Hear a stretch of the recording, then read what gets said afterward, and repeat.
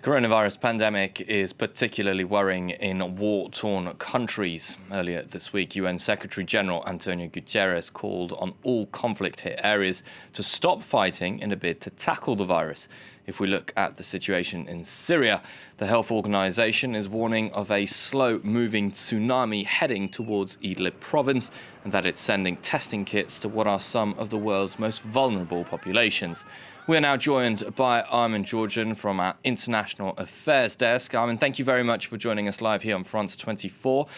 Tell us a little bit more about the risk that Syrians are facing.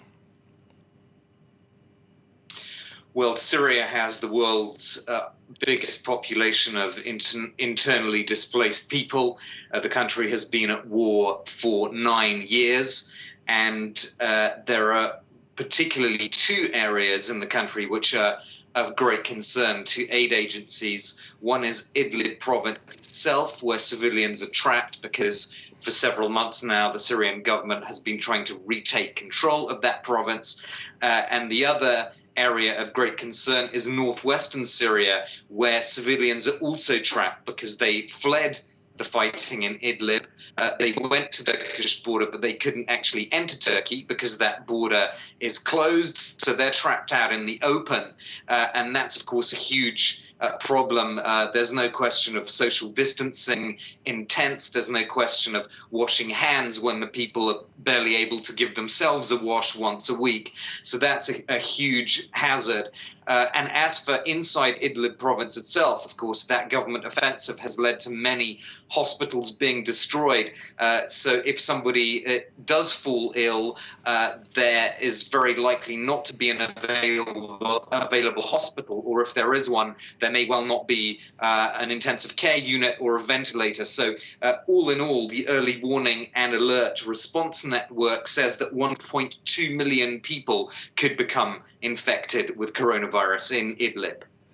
And Armen, well, as I was saying earlier, Antonio Guterres, the UN Secretary-General, has called for all war-torn conflicts to stop. But what was the international response to his statement? Well, politically, there hasn't been much of a response in Syria, and it's very hard to see the Syrian government and all these factions that it's fighting actually coming to a politically negotiated solution at this point in time.